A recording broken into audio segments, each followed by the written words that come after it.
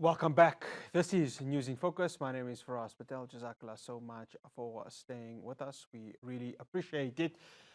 Now, over the weekend, the ANC had its NEC Lekgotla, and President Cyril Ramaphosa said that the failure of governance in metros like the Johannesburg, eThekwini, and Buffalo City contributed to the party's electoral decline in the recently concluded elections. In a political overview delivered in Boksburg, where the Lekgotla is taking place, Ramaphosa said local governance required attention, given that municipalities were critical to delivering infrastructure and basic services.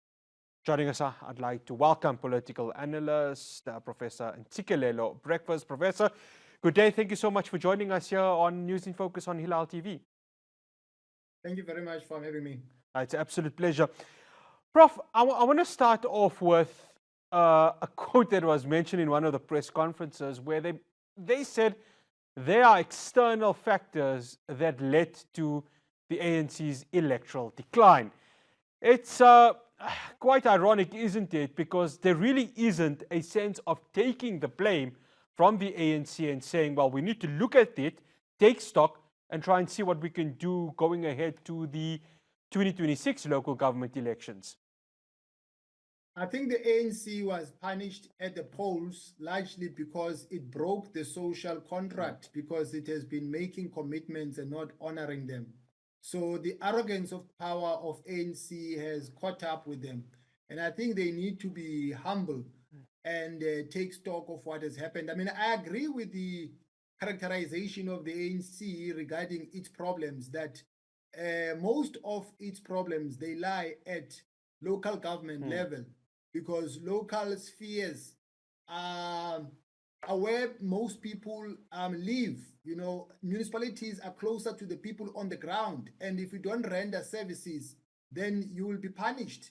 And I think there is a symbiotic relationship between lower voter turnout and lack of responsiveness of politicians and public officials. And I've been arguing that political power in post-colonial states come from two spaces, namely the rural section of the population and urban centers. So the president of the ANC was on point to say that the ANC suffered in a big way a setback at local government level, in particular in urban centers. I agree with that, because if you look at where the ANC did well, it is in the rural section of the population as opposed to urban centers. Yeah, I want to touch on the urban centers because, you know, as Ramaphosa had mentioned, that a lot of these metros really where the service delivery has been lacked massively is where the ANC got punished. And I want to touch on, for example, the Gauteng province. When you look at what's currently happening at the city of Johannesburg, and the ANC is now going to be probably in partnership with Action SA to try and remove the Al Jamaa Mayor Kabelo Gomanda, to try and install whoever that new mayor is going to be. How much has the ANC lost touch? And of course, it's a lesson that they needed to learn from 2016 when they lost so many metros in that local government elections. Do they now need to learn going ahead to the next one? Because really, if they're not careful, they are going to suffer even further declines in the local government elections in 2 years' time.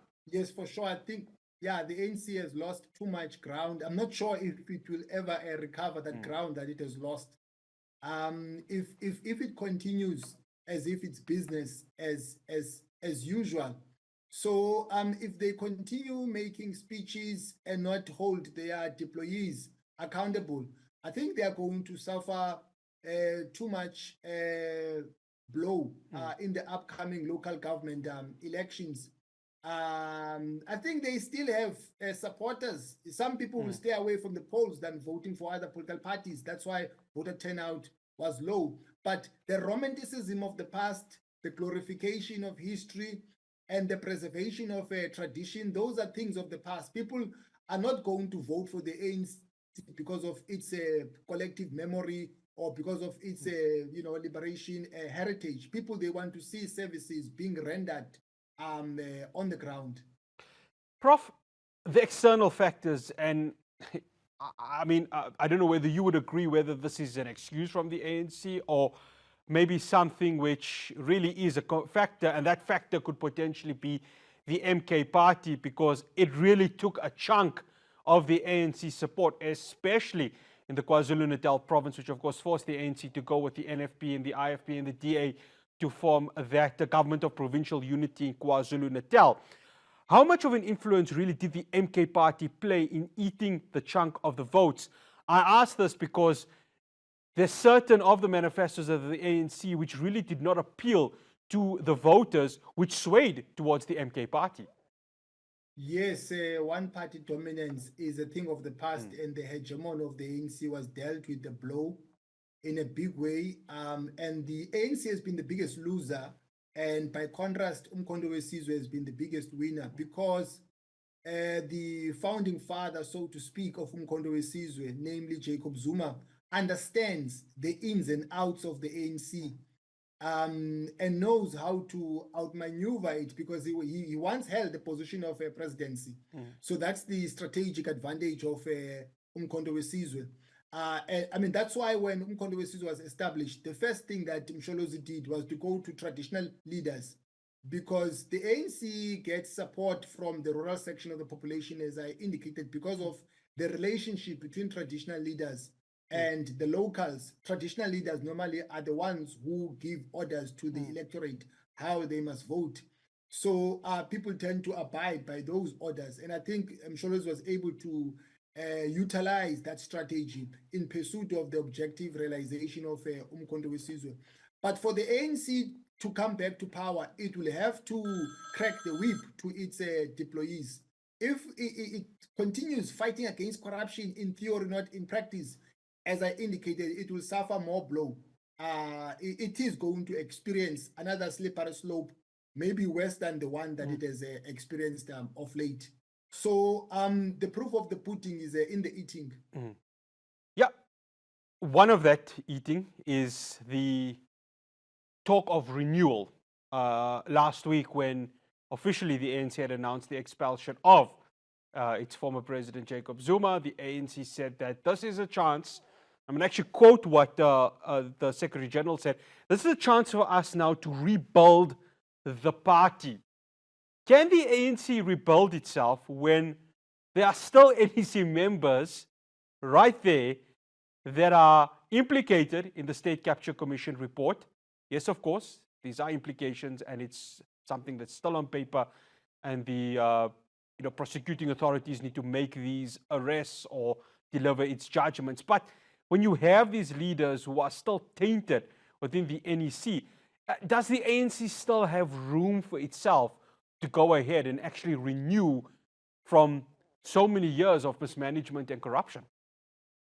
The problems of the ANC are bigger than one person, though I think it was within its right to discipline that person, because you can't wear two caps and be a member of this party, but you're encouraging people not to vote for your party.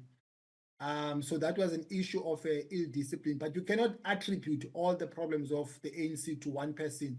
If you look at, for instance, the step aside principle, which is in line with the renewal process, it has been applied in a very selective way to purge people who don't belong to the dominant faction. So it has been employed to entrench hegemony. What is source for the goose is source for the gander. What you apply to the left-hand side, you must also apply it to the right-hand side. Why did, for instance, the ANC deploy Zizu Kodwa? Why was he sworn in, despite the fact that there is a case that is underway of his? So that showcases an application of the step aside that is selective. So long as the ANC continues doing that, I don't think that it will improve its electoral performance. I think people, they want to see, consequences in terms of ill discipline, in terms of corruption, in terms of lack of performance of ANC deployees, regardless of which factions are involved in those activities. Prof, President Ramaphosa mentioned the work that is being done with the Government of National Unity Partners. This weekend, though, the South African Communist Party had a scathing attack on this GNU, saying that, quote unquote, this is from Solly Mapaila, our tripartite alliance partner is in bed with the white monopoly capital. Now, it makes things uneasy because the SACP still remains a tripartite alliance of the ANC. How does the ANC now navigate this GNU, which, of course, is experiencing a little bit of tumultuous times when you have Helen Zille speaking out and saying things which is not in line with what the GNU wants to do.